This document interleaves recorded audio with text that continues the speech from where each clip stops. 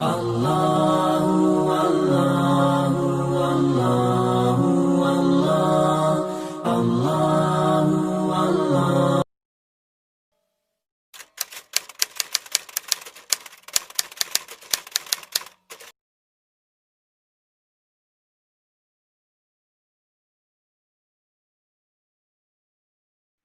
Assalamualaikum warahmatullahi wabarakatuh. Alhamdulillah, alhamdulillahilladzi arsala rasulahu bil huda wa dinil haqq liyudhhirahu 'ala dini kullihi wa kafa billahi shahida. Asyhadu an la ilaha illallah wahdahu la syarika lah wa asyhadu anna Muhammadan 'abduhu wa rasuluh la nabiyya ba'da, amma ba'd.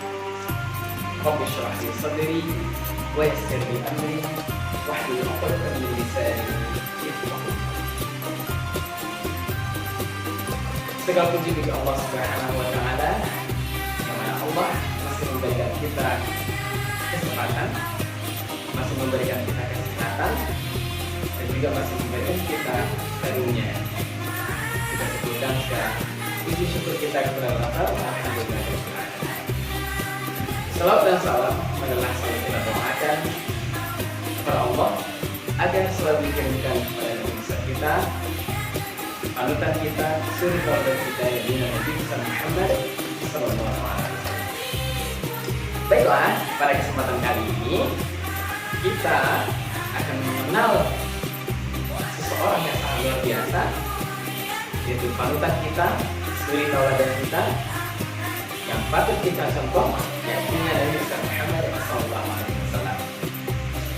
Baiklah, pada momen Maulid Nabi sekarang, malah kita kembali membaca kembali, mengingat-ingat kembali sejarah Rasulullah SAW dan apa saja hal-hal yang terkandung dalam kelahiran Nabi Muhammad SAW dan juga rahasia tentang diutusnya Rasulullah SAW.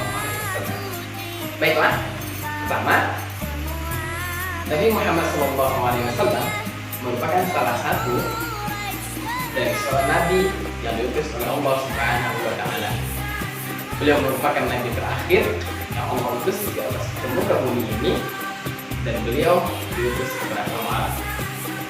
Nabi Muhammad juga termasuk dalam jajaran nabi ulul azmi, yaitu seorang nabi yang punya kelebihan di antara nabi dan rasul lainnya, baik itu kelebihan dari segi umat, kelebihan dari segi rintangan yang dihadapi, ataupun kelebihan-kelebihan lainnya.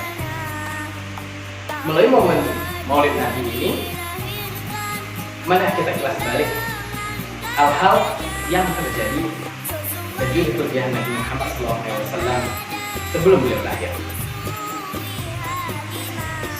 Nabi Muhammad SAW mempunyai surat dalam Al-Quran, yaitu yang surah Muhammad, sesuai dengan nama beliau sendiri. Itu terdapat di dalam Al-Quran. Dan juga Nabi Muhammad SAW disebutkan sebanyak 4 kali di dalam Al-Quran. Di mana saja keempat itu? Nah, yang pertama, beliau disebutkan dalam surah Ali Imran ayat 144 yang berbunyi, "Wa ma Muhammadun illa rasulun qad khalat min qablihi." Yang pertama. Yang kedua, beliau disebutkan oleh Allah Subhanahu wa taala dalam Al-Quran dalam surah Al-Ahzab ayat 40, yaitu yang berbunyi, "Wa ma Muhammadun wa ma kana Muhammadun aba ahadin min rijalikum." Itu yang kedua. Yang ketiga, beliau disebutkan oleh Allah Subhanahu wa taala dalam surah Muhammad, surah beliau sendiri, ayat kedua, yaitu yang berbunyi, "Walladzina amanu wa 'amilus shalihat wa amanu bima nuzzila 'ala Muhammadin." Yang ketiga. Yang keempat, beliau disebutkan oleh Allah Subhanahu wa taala dalam surah Al-Fath, yaitu di surah yang di ayat yang ke-29 akhir dari surah ayat dari surah tersebut, yaitu yang berbunyi, Muhammadur Rasulullah walladzina ma'ahu asyidda'u 'alal kuffar. Itulah 4 tempat disebutkannya Nabi Muhammad sallallahu alaihi wasallam di dalam Al-Qur'an. Baiklah, lanjut.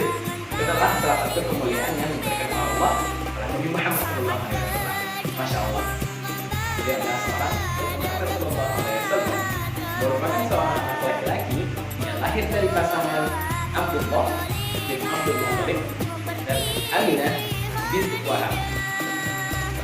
Muhammad sallallahu alaihi wasallam dilahirkan di kota Makkah pada tanggal 12 Rabiul Awal pada tahun Gajah, atau bertepatan dengan bulan April tahun 571 Masehi.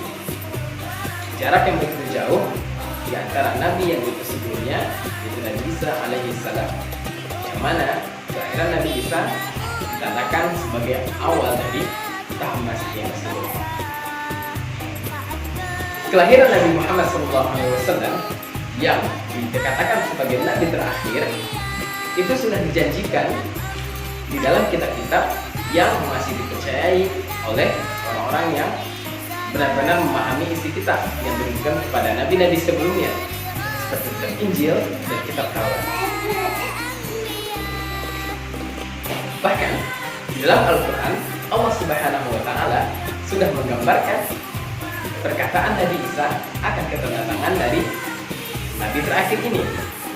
Allah berfirman dalam surah As-Saff ayat 6, yang potongannya adalah yang berbunyi, wa mubashshiran bi rasulin ya'ti min ba'di ismihi Ahmad, dan memberikan kabar gembira, wa mubashshiran bi rasulin, yang akan datangnya seorang rasul, ya'ti min ba'di ismihi Ahmad, yang akan datang setelahku, namanya adalah Ahmad. Itu adalah perkataan Nabi Isa kepada kaumnya bahwa akan datang Nabi setelah beliau nanti akan datang. Itu tadi kabar yang diberikan oleh Nabi Isa bahwa akan datang Nabi setelah beliau nanti diangkat beliau. Selanjutnya adalah tanda-tanda setelah datangnya Nabi terakhir Nabi Muhammad SAW adalah: pertama, padamnya api abadi yang disembah oleh kaum Nabi, yang mana api ini tidak pernah padam saat Rasulullah SAW lahir, maka api tersebut tiba-tiba padam. Selanjutnya, runtuhnya istana Kisra di Persia. Terus selanjutnya adalah di saat Rasulullah SAW lahir, maka sana di kota Mekah tempat beliau dilahirkan ada datang cahaya putih yang membuat kota Mekah terang benderang. Itu menandakan bahwa Nabi Muhammad SAW sebagai Nabi terakhir. Terkadang sekelumit beberapa hal tentang Nabi Muhammad SAW. Beliau adalah seorang manusia yang mulia, manusia yang istimewa. Bahkan sebelum kedatangannya pun sudah dinanti-nantikan oleh banyak orang. Bismillahirrahmanirrahim. Assalamualaikum warahmatullahi wabarakatuh.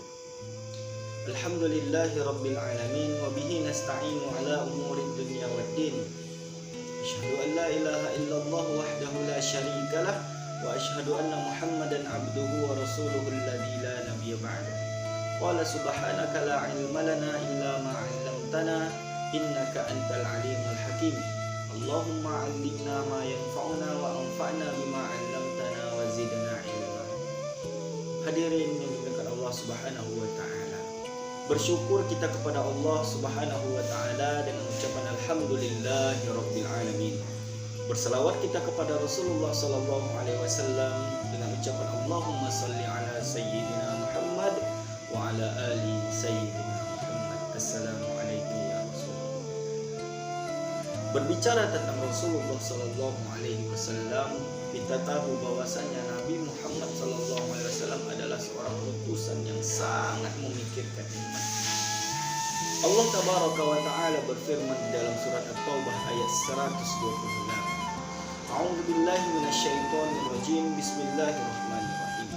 Laqad ja'akum rasulun min anfusikum azizun 'alaihi ma 'anittum harisun 'alaikum bil mu'minina raufur rahim. Sungguh telah datang kepada kalian utusan dari diri kalian, sangat terasa olehnya berat penderitaan kalian, dan beliau sangat menginginkan agar kalian umatnya beriman kepada Allah Subhanahu wa taala, dan Rasulullah SAW sangat lembut dan sangat penyayang bagi orang-orang yang beriman kepada Allah Subhanahu wa taala. 14 abad lamanya kejadian tersebut terjadi. Hari ini kita akan mengulang bagaimana sejarah kelahiran Rasulullah SAW, bagaimana kehidupan Rasulullah SAW, dan apa saja pesan-pesan yang dibawa oleh Rasulullah SAW. Ketika Rasulullah SAW lahir ke dunia ini, maka api yang disembah oleh kaum Majusi padam seketika. Ketika itu terjadi gempa, tapi gempa tersebut tidak menghancurkan. Gempa tersebut hanya untuk menghancurkan berhala-berhala yang ada di kota Makkah dan di kota Madinah. Yang mana ketika Rasulullah SAW hendak lahir ke dunia ini terjadi bulan purnama yang amat terang benderang, yang mana cahaya tersebut disinari tepat di atas rumah Aminah. Maka ketika itulah lahir seorang nabi yang mulia, Muhammad SAW.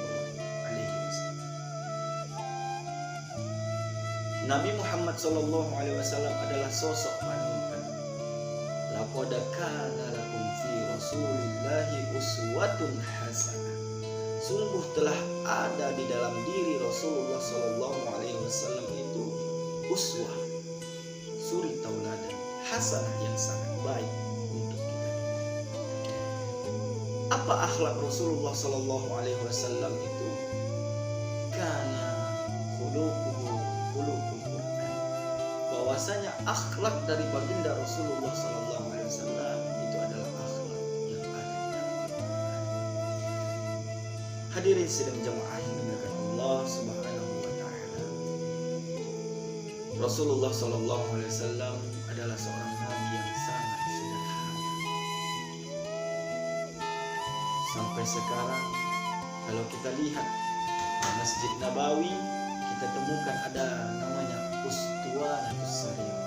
Ustuwana maknanya tiang, as-sarir maknanya tempat tidur, tiang tempat tidur Rasulullah SAW.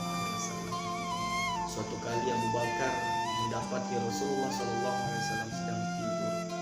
Kemudian Abu Bakar pun membangunkan Rasulullah, dan ternyata ketika Rasulullah bangun, maka ada di pundak beliau, di pipi beliau, bekas dari anyaman pelepah. Begitulah kesederhanaan kehidupan Rasulullah SAW. Padahal beliau adalah seorang nabi, beliau adalah seorang raja, beliau adalah seorang panutan kita. Lantas, tidakkah kita malu ketika kita berdoa kepada Allah, wa adkhilna jannata ma'al anbiya, ya Allah masukkanlah kami bersama Nabi Muhammad SAW. Sementara kita tidur di atas kasur yang itu, di bawah kasur yang itu beralaskan lipan yang begitu mewah, sementara Nabi SAW tidur di atas anyaman berlaku. Kehidupan Rasulullah SAW tidak lain adalah untuk memikirkan umat. Yang mana Nabi yang mulia SAW, bagaimana dia memperjuangkan kalimat tauhid la ilaha illallah Muhammadur Rasulullah agar tersebar di belahan bumi Allah Subhanahu wa taala. Dulu ketika terjadi perang Badar, ketika itu umat Islam berjumlah 300, sementara orang kafir Quraisy berjumlah 1000 lebih. Umat Islam masih lemah ketika itu. Tapi Rasulullah SAW tetap menyemangati para sahabat untuk memenangkan peperangan Badar tersebut. Ketika sahabat pada malam hari terlelap tidur, Nabi yang mulia tidak bisa tidur. Sepanjang malam beliau berdoa kepada Allah, yang mana di antara doa yang dipanjat oleh Rasulullah SAW adalah Allahumma anjis wa'daka alladhi wa'adtani. Ya Allah, tepati janjimu hai Allah. Tepati janjimu hai Allah. Tepati janjimu hai Allah. In tuhlak hadhil isabah lan tu'bad fil ardi ba'da. Jikalau sekiranya Islam hancur hari ini ya Allah, jikalau sekiranya Islam kalah di perang Badar ini ya Allah, lan tu'bad fil ardi ba'da yaum, engkau tidak akan pernah lagi disembah selama-lamanya di muka bumi Allah. Alhamdulillah berkat doa Rasulullah SAW sampai saat ini kita masih merasakan manisnya iman. Kita masih merasakan bagaimana ajaran-ajaran kelembutan yang dibawa oleh Rasulullah Sallallahu Alaihi Wasallam. Nabi yang mulia mencontohkan bagaimana cara kita berhubungan baik dengan Allah Subhanahu Wa Taala. Bagaimana cara kita menjalin hubungan baik sesama manusia. Ketika di akhir hayat Rasulullah SAW, detik-detik Rasulullah SAW meninggalkan dunia ini, Nabi mengalami sakit, yang mana sakit Rasulullah SAW ini selain dari usia beliau adalah sakit karena dulu pernah Nabi SAW kena racun. Hadirin sidang jemaah yang dimuliakan Allah Subhanahu wa Ta'ala, hari itu sangat berbeda sekali ibadah-ibadah yang dilakukan oleh Rasulullah SAW. Pada tahun sebelumnya Nabi SAW ketika bulan Ramadan beliau i'tikaf hanya 10 malam terakhir saja. Tapi pada bulan ini Rasulullah SAW beriktikaf 30 hari berturut-turut. Begitu juga Rasulullah SAW pada musim haji, beliau berziarah ke makam Baqi, berziarah ke Bukit Uhud, yang mana di sana banyak sekali mujahidin. Kemudian ketika Idul Adha yang biasa Rasulullah SAW berkurban menyembelih 2 ekor kambing, tapi kali ini Nabi SAW berkurban 100 ekor unta, yang mana 63 ekor Nabi SAW memotongnya sendiri. Habis setelah 63 maka dilanjutkan oleh Ali bin Abi Thalib sisanya, genap 100 ekor. Kenapa 63? Ternyata dibalik semua itu Nabi SAW tidak ingin menyia-nyiakan 1 tahun dari umurnya agar tidak berkorban kepada Allah Subhanahu wa Ta'ala. Maka bulan pun berlanjut sampailah ketika Rasulullah SAW tidak sanggup lagi untuk berjamaah ke masjid. Ketika itu sahabat sangat sedih karena Rasulullah SAW yang biasa mengimami para sahabat tapi kali ini tidak lagi. Maka suatu kali Rasulullah SAW memaksakan dirinya untuk ikut berjamaah ke masjid. Maka beliau meminta sahabatnya Fadl bin Abbas dan Ali bin Abi Thalib radhiyallahu taala anhu karramallahu wajhahu untuk memapah beliau menuju ke masjid untuk berjamaah. Nabi yang mulia tidak sanggup berdiri, dipapah oleh 2 sahabat ini. Ketika sampai di masjid ternyata Abu Bakar ditunjuk menjadi imam.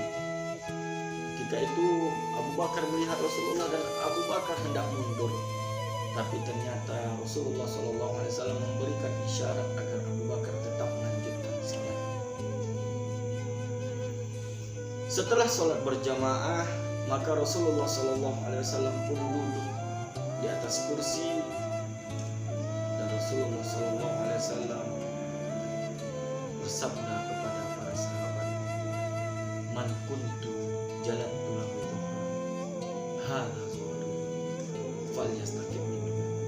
Siapa yang dahulu pundaknya pernah tercambuk olehku, maka ini pundak, balaslah mereka. Ketika itu sahabat terdiam. Nabi yang mulia Sallallahu Alaihi Wasallam memberikan isyarat bahwasanya dia tidak lagi lama di dunia ini, yang mana ketika itu Nabi tidak ingin meninggalkan dunia yang fana ini dengan membawakan dosa-dosa sesama manusia. Man kuntu jalattu lahu zahran hadza. Siapa yang pernah pundaknya tercambuk olehku, ini pundak. Maka ketika itu berdirilah salah seorang sahabat yang bernama Uqasyah. Ya Rasulullah, dulu pernah ketika perang Badar, ketika engkau hendak mencambuk ontamu tanpa sengaja, entah engkau sengaja ingin mencambukku atau ontamu tercambuk punggungku, wahai Rasul. Hari ini aku ingin membalasnya. Ketika itu semua sahabat menahan amarah, emosi. Kenapa sahabat Uqasyah ini sangat tega kepada Rasulullah SAW, yang mana ketika itu Rasul dalam posisi sakit? Maka kata Rasulullah SAW, silahkan balas. Diminta Bilal bin Rabah agar mengambilkan cambuk Rasulullah SAW di rumah putrinya Fatimah. Maka Bilal bin Rabah pun bersegera memenuhi perintah Rasulullah SAW. Ketika dibuka, diketuk pintu, Fatimah pun keluar. Ada apa wahai Bilal? Rasulullah SAW memintaku agar mengambil cambuk dari rumah. Fatimah heran, kenapa Rasulullah SAW yang sedang sakit meminta cambuk? Tapi Bilal bin Rabah tidak menjawab. Setelah Bilal bin Rabah membawa cambuk tersebut tepat di pintu masjid, maka tiba-tiba Abu Bakar dan Umar menghalang Bilal bin Rabah.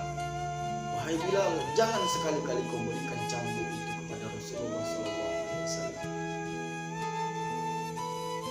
Bilal bin Rabah pun ketika terhalang, Abu Bakar dan Umar berkata kepada Uqasyah, wahai Uqasyah, jangan sekali-kali kau cambuk kulit Rasulullah SAW. Cambuklah kami, balaslah ratusan kali olehmu, tapi jangan kau cambuk kulit. Tapi ternyata Rasulullah SAW bersabda, berkata kepada Abu Bakar dan Umar, wahai Abu Bakar, wahai Umar, ini adalah urusanku dengan Uqasyah, kalian tidak boleh bercampur. Maka ketika itu Uqasyah pun kembali berkata kepada Rasulullah, wahai Rasul, ketika engkau mencambuk onta dan tercambuk punggungku, ketika itu posisiku tidak memakai baju, wahai Rasul. Oleh karenanya aku meminta kepadamu agar membuka baju. Lantas ketika itu hadirin, suasana pun makin menegang. Para sahabat pun makin marah kepada Uqasyah. Dengan tubuh yang begitu lemah dan sakit, Rasul SAW pun membuka baju. Maka ketika itu diberikanlah oleh Bilal cambuk tersebut kepada Uqasyah. Masya Allah, tabarakallah. Ketika Uqasyah hendak mencambuk Rasulullah SAW, tiba-tiba Uqasyah memeluk punggung Nabi yang mulia SAW. Sambil menangis Uqasyah berkata, ya Rasulullah, mungkin hari ini aku bisa bertemu, kulitku bisa bersentuhan langsung dengan kulitmu, wahai Rasul. Aku tidak tahu apakah di dunia ini kita bisa bersama sebagaimana nanti kita di akhirat, wahai Rasul. Aku ingin bersama denganmu, wahai Rasulullah SAW. Ketika itu pun suasana kembali yang tadinya penuh dengan amarah, penuh dengan ketegangan, menangis haru.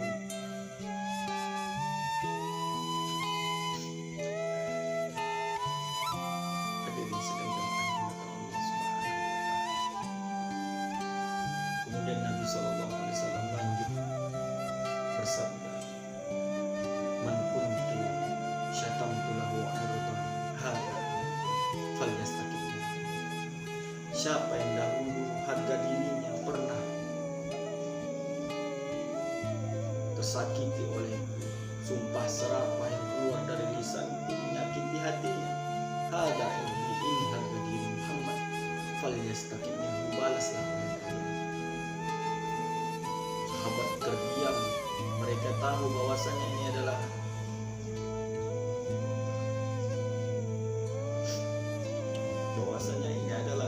detik-detik Rasulullah Sallallahu Alaihi Wasallam akan meninggal dunia.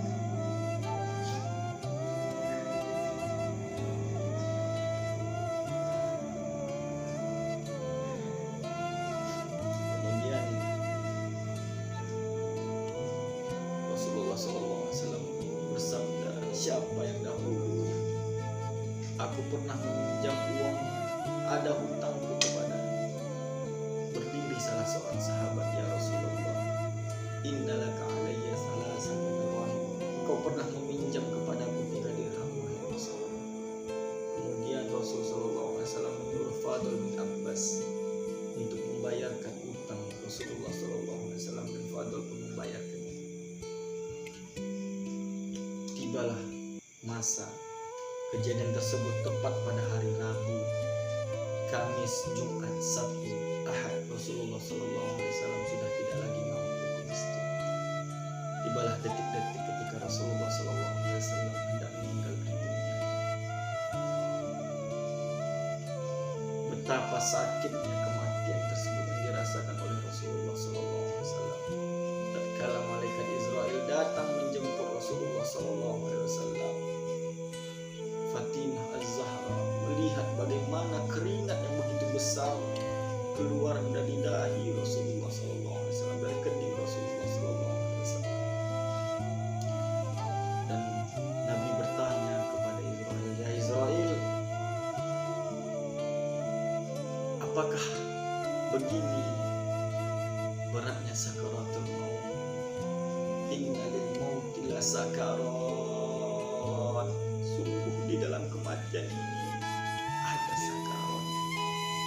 Apakah seberat ini sakarat itu, wahai Israel? Apa kata malaikat Israel? Ya Rasulullah, sungguh demi Allah, ini sudah diringankan 70 kali, wahai Rasulullah SAW. Aku telah mencabut nyawamu dengan selembut-lembut. Kemudian Nabi SAW terkejut. Jikalau begini lembut engkau mencabut nyawa, wahai Israel, bagaimana nanti engkau mencabut nyawa umatku? Kemudian Nabi kembali berdoa, ya Allah, timpakanlah sakitnya sakaratul maut itu kepadaku, ya Allah, jangan kepada umatku. Jangan kau timpakan kepada umatku. Kemudian Rasulullah SAW sangat menyampaikan kita. Hadirin sekalian jemaah dimuliakan Allah Subhanahu wa Ta'ala. Kata Nabi yang mulia, nanti akan ada telaga, kalian akan minum di sini. Waman syariba lam yadma abad. Siapa yang minum di telaga ini tidak akan pernah haus selama-lamanya. Ketika para nabi sibuk memikirkan dirinya sendiri, nafsi, diriku saja tidak terurus, bagaimana aku mengurus kalian? Tapi ketika itu Rasulullah Sallallahu Alaihi Wasallam memikirkan umatnya, aina ummati, ta'ala ya ummati, mana umatku, kesini kalian wahai umatku. Yauma yafirul mar'u min akhihi,